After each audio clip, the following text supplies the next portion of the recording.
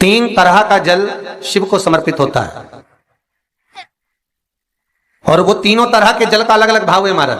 पहला जल सादा, घर से पानी लेकर गए, जल लेकर गए, शंकर को चढ़ाया, वो हमने घर का अपना एड्रेस बता दिया, भगवान शिव को जल चढ़ाकर अपने आनंद के लिए शंकर से कुछ प्राप्त कर लिया। दूसरा जल, जल के कलश में थोड़ा सा इत्र डालकर शंकर को जब समर्पित करते हैं तो महाराज घर में अगर कोई व्यक्ति बहुत रोगीला है, बहुत रोगीला, एक शिव महापुराण में, स्कंद पुराण में, नर्मदा पुराण में, भविष्य पुराण में, अग्नि पुराण में, नारद पुराण में, बरहा पुराण में, वामन पुराण में जितनी चीजें लिखी गई है एक एक प्रैक्टिकल कर देखो तो शिव महापुराण, स्कंद पुराण का यह भाव याद करिए कि एक लोटे पानी में इत्र मिलाकर, जल में इत्र मिलाकर, बहुत रोगीला व्यक्ति, बहुत बीमार व्यक्ति है, एक लोटा पानी उसका हाथ का स्पर्श कराकर शंकर को चढ़ाना प्रारंभ कर दीजिए। महाराज केवल 5 या 7 दिन चढ़ाओ और वो 7 दिन के बाद में उस बीमार व्यक्ति का क्रम देखिए कि उसमें कितना आराम लगा है। औषधि दवाई काम करना प्रारंभ करी कि ना करी।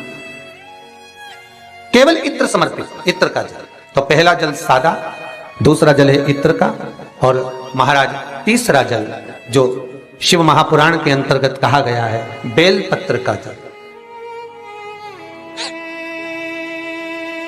तीसरा जो जल है वो बेलपत्र का जल है। बेलपत्र का जल कैसा? तो महाराज शिव महापुराण की कथा कहती है कि जल के पात्र में एक बेलपत्र अंदर डालकर उस जल के पात्र को ले जाकर शिव को समर्पित करना, अर्थात अपनी मन की कामना भगवान शंकर से कह देना। केवल बेलपत्र के माध्यम, बोलना नहीं है हमको, कुछ हमें कुछ कहना नहीं है। 3 तरह का जल का जो व्याख्यान वर्णन किया गया, एक सादा जल जो भगवान को कहा, आपने अपना एड्रेस बता दिया, आपने अपने मन का भाव बता दिया। इत्र का जो जल चढ़ाया गया वो केवल रोग मुक्ति के लिए चढ़ाया गया। और तीसरा बेलपत्र, अगर उस जल में एक बेलपत्र भी पड़ी हुई है और वो बेलपत्र पड़ा हुआ जल आप जिस भाव से चढ़ा रहे हो, जिस कामना से चढ़ा रहे हो, शंकर वो कामना आपकी पूर्ण कर देते। और लिंग पुराण को अगर आप पढ़ेंगे तो उसमें पाएंगे कि लिंग पुराण के अंदर लिखा है कि आप शंकर को अगर जल भी नहीं चढ़ाएं, आप शंकर को वस्त्र भी नहीं चढ़ाएं, आप शंकर को फूल भी ना चढ़ाएं, आप बेलपत्र भी ना चढ़ाएं, अगर शंकर को आपने कुछ भी ना चढ़ाया तो केवल शंकर के मंदिर में 2 क्षण जाकर उस शिवलिंग के सम्मुख में बैठ जाओ, कुछ मत बोलो, केवल मौन होकर उसको निहार लो, केवल मौन होकर निहार लो। बहुत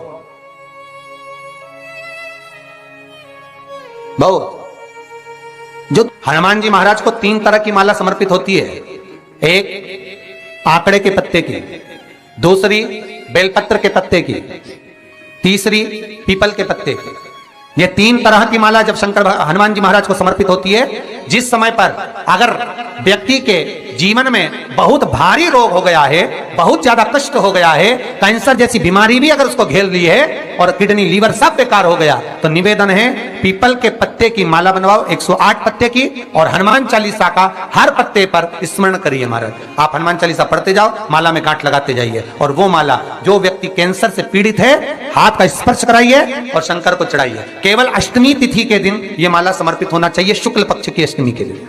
आप 2 या 3 अष्टमी को कर देखिए, अपने आप दवाई लगना प्रारंभ होगी, कैंसर जैसा रोग भी धीरे धीरे समाप्ति पर आएगा। महाराज पर करना शुक्ल पक्ष की अष्टमी को।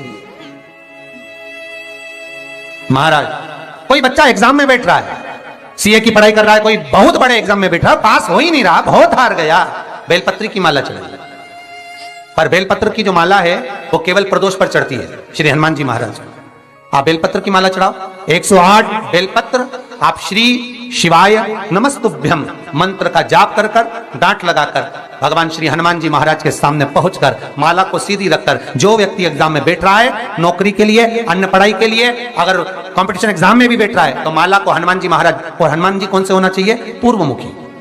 हनुमान दक्षिण मुखी नहीं चाहिए, पूर्व में जिन हनुमान जी का मुख हो वो माला ऐसी समर्पित कर हनुमान चालीसा का पाठ कर 3 बार स्मरण कर माला श्री हनुमान जी को पहना दीजिए। ऐसा कोई एग्जाम नहीं जिसमें से आप निकल ना पाए महाराज, पर करना आपको पड़ेगा। प्रदोष का दिन होना चाहिए, प्रदोष के दिन भगवान, और प्रयास जहां तक हो सके प्रदोष काल में अगर चढ़ाएंगे तो ज्यादा फलदायी रहेगा, प्रदोष काल में। तीसरी है आंकड़े की माला। महाराज आंकड़े के पत्ते की जो माला होती है, यह माला कार्य की सिद्धि के लिए होती है। इसमें एक एक आंकड़े के पत्ते पर सीताराम लिखा जाता है, मात्र एक पत्ता ऐसा होता है जिस पत्ते पर सीताराम नहीं लिखा जाता। 108 पत्ते में से एक पत्ता बस उस पत्ते को हथेली में रखकर उल्टा हाथ आपको रखना है और अपनी कामना कर कर उस पत्ते को बांध देना है।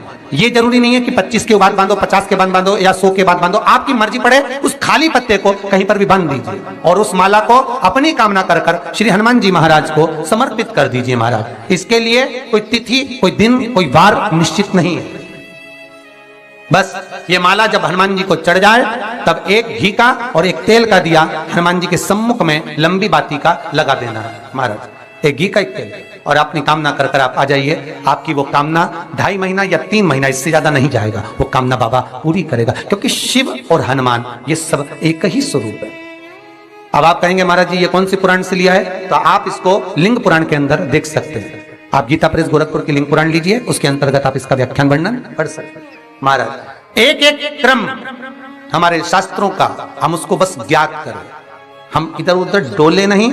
हमारी पुराणों में इतने लेख लिखे गए हैं, उसको ही अगर हमने निकाल लिया तो हम जीवन में सुख पा सकते हैं, हम दुखी नहीं हो सकते। मंत्र कौन सा है जो दिया जा रहा है, वो मंत्र कौन सा है जो प्रदान किया जा रहा है?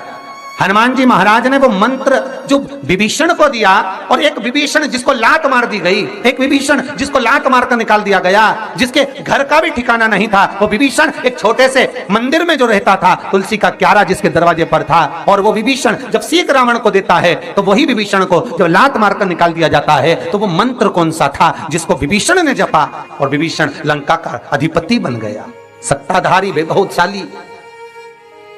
वो मंत्र कौन सा? केवल एक मंत्र जो श्री हनुमान जी महाराज ने विभीषण को दिया। महाराज वो मंत्र कोई दूसरा नहीं था, केवल भगवान का नाम विभीषण को प्रदान किया था। क्यों? क्योंकि विभीषण के दरवाजे पर जब हनुमान जी महाराज पहुंचे थे, विभीषण के द्वार पर जब हनुमान जी महाराज पहुंचे तो विभीषण के दरवाजे पर जाकर क्या देखते हैं कि सब कुछ विभीषण के यहां पर है, और विभीषण लगा हुआ है, कभी यहां पर प्रणाम करता है, कभी वहां प्रणाम करता है, कभी विभीषण यहां जाता है, यहां नमन करता है, कभी विभीषण वहां नमन करता है, कभी विभीषण इस स्थान पर जाता है। विभीषण यहां मत डोल रहा है, ये हनुमान जी देख रहे हैं। घर में दिखाया तो वास्तु दोष है, क्या करें? पाइप तोड़वा के इधर का इधर कर दो, सीढ़ी तोड़वा के इधर कर दो। राशि में दिखवाया तो ग्रह दोष है। सारे दोष मनुष्य को नजर आते हैं और सब कुछ कर लेता है वो, पितृ दोष के लिए भी, वास्तु दोष के लिए भी, ग्रह दोष के लिए भी, पर मनुष्य को सारे दोष नजर आते हैं। जब दुख आता है बस एक दोष नजर नहीं आता अपने कर्मों का कि पहले क्या कर कर आया है, वो भी तो दिखवाओ किसी महाराज से। महाराज जी बोल देंगे पितृ दोष है, महाराज जी कह देंगे वास्तु दोष है, महाराज जी कह देंगे ग्रह दोष है, महाराज जी कह देंगे ये दोष है, पर महाराज से एक दोष अपने को अपना छाटना है कि मेरे कर्म का दोष कौन सा है। मैंने पत्रिका दिखवाई, महाराज जी ने कहा वो भी करा, मैंने ये उन्होंने बताया वो भी करा, मैंने ये व्रत करा, मैंने वो उपास करा, अपने कर्म का दोष भी तो देखो कि दोष कौन सा है। दरवाजे भी बदल दिए, सीढ़ियां भी बदल दी, वास्तु शास्त्र वाले को बुलाकर घर भी बदल दिया, 50 बार मकान भी बदल दिया, सारे दोष हमने देखे, पर भीतर का दोष नहीं देख पाए कि हमारे कर्म का दोष क्या है। जो पूर्व में कर कर आए हो वो कर्म का भोग मनुष्य के शरीर में भोगना पड़ेगा, और मनुष्य के शरीर मिलता ही काय के लिए है? एक भगवान का भजन करो और दूसरा कर्म का भोग भोगो, इसके सिवाय है ही क्या? का शरीर केवल 2 कारणों से मिला है, एक कर्म का भोग भोगने के लिए और एक भगवान का भजन करने के लिए। तो कर्म का भोग भी भोगना और भगवान का भजन भी करना है, तो क्यों करना है? तो शिव महापुराण की कथा कहती है कि जितना तुम भजन करते रहोगे तो ये दुख जो आता है ये धीरे धीरे कटता रहेगा, बस भजन से दूर मत होना।